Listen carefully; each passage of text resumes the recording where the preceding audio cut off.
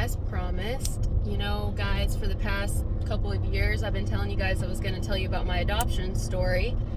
But there's no one better to tell this story than my mom and my dad, because they lived through it. They were old enough to remember it, and I was a baby. So I could tell you guys, you know, what I've heard and what I've read, because I've read the papers. I've read it all.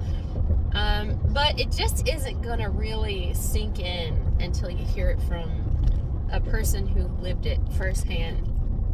It was a really crazy, wild ride for probably many years, wasn't it? We went through a lot of things. Adoption is a beautiful story, anyone's adoption story.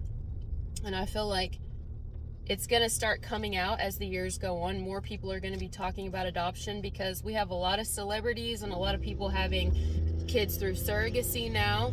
There's a lot of people even that aren't celebrities that have kids through surrogacy or that foster. There's a lot of children in the foster system, unfortunately, who don't have homes. And just all in all, a lot of people making babies who aren't trying to take care of the babies. And so as the time goes on, you're going to hear a lot more about adoption and a lot more from people who are adopted, because it's a different world. We live a completely different life. We experience totally different things than, you know, someone who isn't adopted. So let's hear it from my mom herself. Hi guys. Yep, it's a long story, but I'll try to condense it.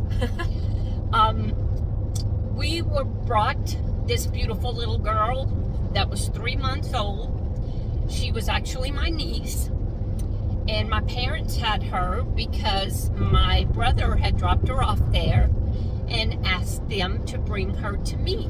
So they brought her to me and my husband. So we have the child for 3 months maybe, and then we have the grandmother on the biological mother's side calling us and calling attorneys in the parish we lived in Louisiana, saying that she had the legal rights to the child, not us. And so we had cops coming and knocking on our door with guns drawn and everything, thinking we were hostile people and that we weren't very good people and that they were going to put the NAACP on us. And, you know, Now, really, at this point, was I already adopted nope, you were not adopted yet. in the process? It was, we had legal custody Okay. at that point. So we just didn't understand, And what would make her call the NAACP? because she was saying, oh, well, she's got some black blood in her. Okay. We could have cared less if you were yellow, blue, orange, green, whatever. Right. Really didn't matter. But she was saying whatever she could to get She me was back. just saying what she could. And I have to give her credit. Years later, I understand that that was just a grandmother trying to get her granddaughter. So I get that part of it. But back in the day, I didn't. Yeah. So, and then when the cops came with their guns drawn, broke our door in, because our attorney had already told us we didn't have to cooperate with the police at this time because they had come the night before, and we cooperated, even showed them our papers, and they still came the next night, broke our door down. Weren't you getting ready for church and my brothers Yes, were there? we were getting ready for church. I had my 2 other children, our sons, and they had to go to the neighbor's house because they actually got to see their mom and dad being put in handcuffs for no reason. Well, it just so happened my attorney lived just a few houses down. So That's he a happened to godsend. be passing, and he stopped and said, what's going on? And we said that they were arresting us because we had this child illegally and all of this good stuff. Even though it wasn't. It was never illegal. We Yeah. had legal custody. And so, anyway, They took you to jail. they took us to jail. And I told him if our name was in the paper or anywhere saying that we had been arrested, I would sue the police department. I did hold a lawsuit against the other grandmother for the duration of statute of limitation that I could hold it. And she never bugged me again. And that's just a short kind of version of it. Yeah. But that's kind of the gist. Yeah. I mean, you really tried. I gotta hand it to you, though. Yeah, I mean, there were other things, too. I had to hand it to my mom because she really, she really tried to work with some people who were not easy to work with. For a long time. Didn't you say you would even let my biological mom come see me? She actually had like kind of an open adoption in the beginning where she wasn't mean. She was allowing my biological mom to see me. She had it open where my family could have something to do with me. But then she started getting taken advantage of. And imagine, as a mother, you adopt a child and you allow the biological mother to see the child and you hear her say things like, "I'm your real mom." Things like that. She would whisper that to her, to you. Yeah, and you would hear it. I mean, can you imagine? My mom that adopted me was just thinking, that's going to be really confusing for her. And also, it's not fair. If you're going to be a mom, you're going to be a mom. You're not going to be a part-time mom. You're not going to have us raising her and then you come back in and say you're the mom. Like, you're just not going to do that. That's too confusing. It's very confusing. And it's not right. And so my mom had, there were things that her and my dad had to do. But I do have to say that, even me as I got older, see, you saw different with my grandma as you got older and went through your own things with your kids and their kids. But I also saw things, for a long time. I think me and my mom, we probably didn't understand each other, did we? Until I became a mom. True. And then went through my own things. And honestly, I really didn't even get to really appreciate you until I quit drinking. I agree. Alcohol really keeps you in a victim mentality, depending on how deep you get into it. And I was deep into it. I'm very open about that. I'm very open about all my mistakes. And I've been this way since I first started my channel. And the reason is, one, because the truth sets you free. But two, because if you always tell your story, then no one else is going to try to tell it for you. I mean, you may have people try to tell your story. They may even try to tell many, many stories that aren't even yours and paint you into those pictures to set a narrative about you. And I've had a lot of people do that here on YouTube, in life. And no one's going to tell my story but me. And this is my story, and I'm not ashamed of anything that I've done, experienced. It's all created who I am right now. It's part of it, or I wouldn't have experienced any of this. So, I live my life proud now. I live my life loud now, where I wear my scars on the outside, and it's not something that people can shame me for. I know there was a lady one time on here who decided that she wanted to create a narrative about me, and it's still there, only because I've allowed it to be, because I could have had it taken down, both of the videos. But there'll be more after her. There'll be more women after her, more men after her. There's people with smear campaigns out there about me, don't even know me. Some of them may know me, but they knew me, right? They don't know me. And so there's just a lot of things. There's dating sites out there about me. There's profiles out there. I mean, just a number of things. I'm like, wow, you must have a lot of time. I mean, that's crazy, isn't it? Yes.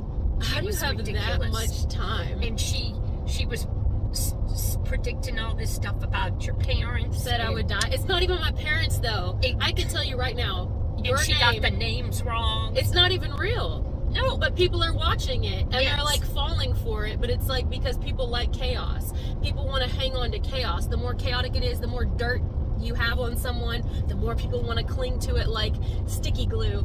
And it's but you don't even know the story, and you're only creating karma for yourself, because what you're giving your attention to is going to come right back to you. What you put out, you get back. Remember that. So maybe be careful when you try to tell someone else's story, because you don't really know. But you're never going to be able to stop people. It's something that I've learned is, You're always going to have people out there who try to bash you. I mean, you kind of need it, though. It builds more character, but it's annoying. Makes you stronger, though. It sure does make you stronger. And you don't even have to acknowledge it, really. Like, look how long it's been since these things have been going on about me. A lot of you may not even know about it. But, I mean, it's all different people doing it, and it's just... But I'm not the only one. I definitely think you and Dad need to get like a smaller luxury vehicle, possibly, just so you can drive it around, and then get an RV, so you can go camping and enjoy your life. You know what I mean? Mm-hmm. But what do you think about next time we go on vacation, getting like an Airbnb instead? I think that would be cool. Yeah.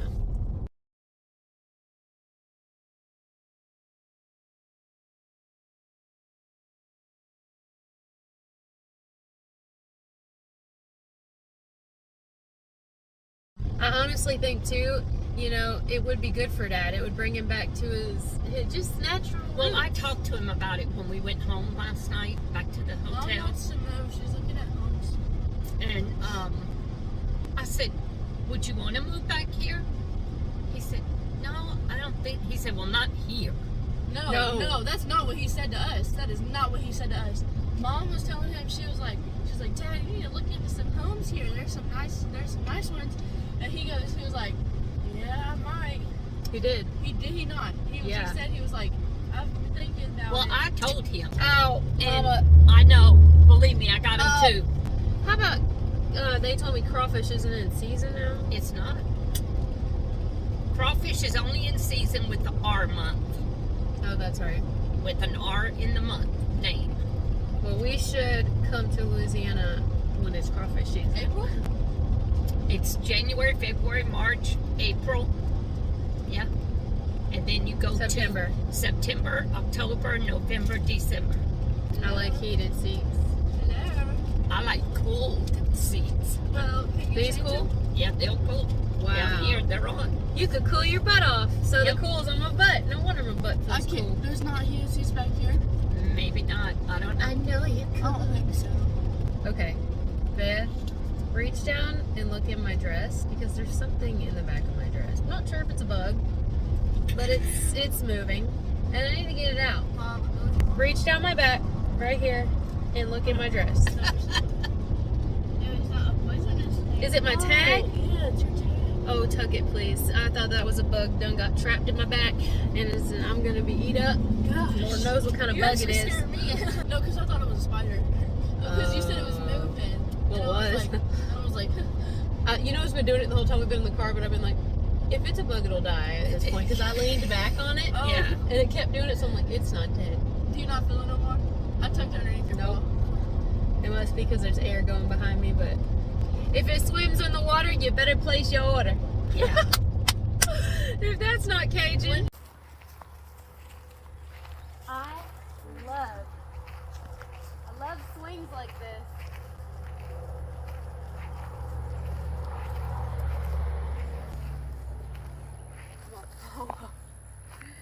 I'm gonna fall off this thing. Ooh. Oh. Woo! Doop.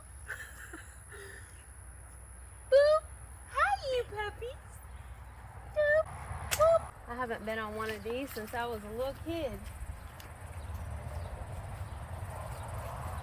Now, how to get up it is the real question.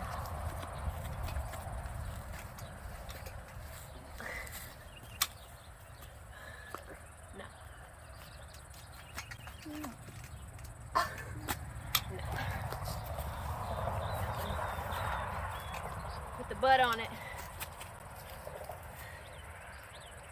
Ha! Oh. Ah! Woo!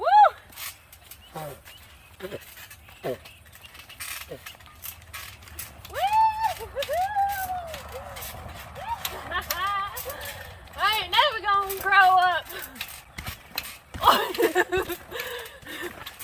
Woo!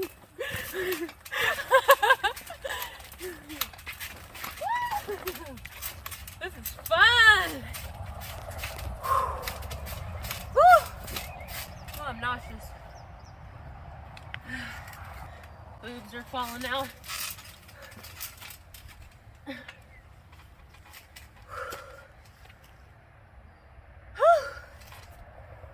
too hot for this. And the people driving by are probably like, look at that couillon. Look at that couillon. Oh, puppy! Oh, puppy!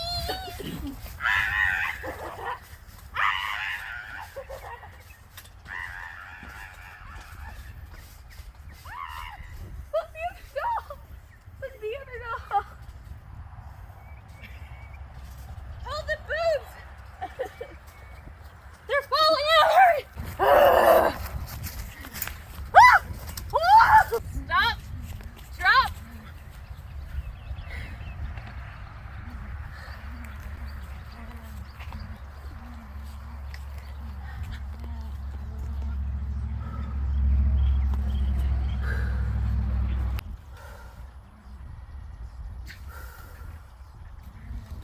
I'm getting too old for this shit.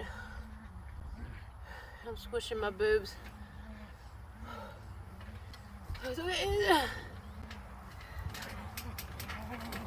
It's good.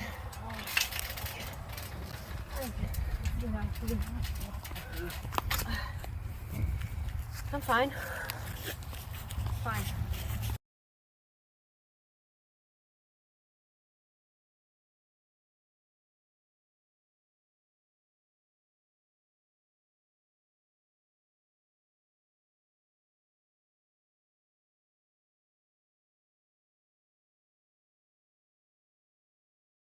What is this shit?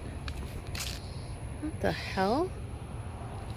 Deluxe public work stand? I don't know if I've ever seen. Oh, it's for your bike. You can put your bikes here. Have you guys ever seen that? I don't know, this is a Louisiana thing or... Cool. Oh, that's creepy. The little owl sitting up there.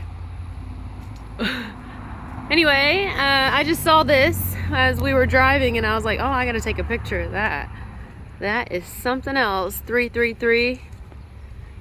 I used to have a shirt when I was a kid, 333, only half evil. Not sure I can even get up on this, like if I'm supposed to. It's kind of hard to video right here because I'm not even sure if I'm supposed to be on it. Oh my God, it's my grandfather.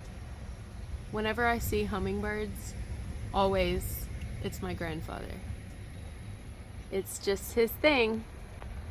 And he happens to be here.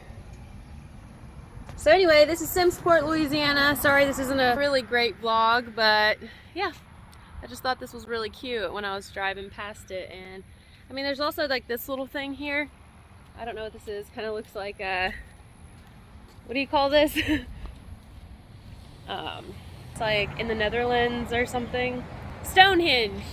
It's like Stonehenge, but a different kind of Stonehenge. Buffalo soldiers. All right, back on the road. There's like a little metal fireplace. Kansas City Southern Lines. All right, let's get in the car. It's hot out here. You can only stay out in Louisiana. You can only stay outside for like a couple minutes before you basically dehydrate to death.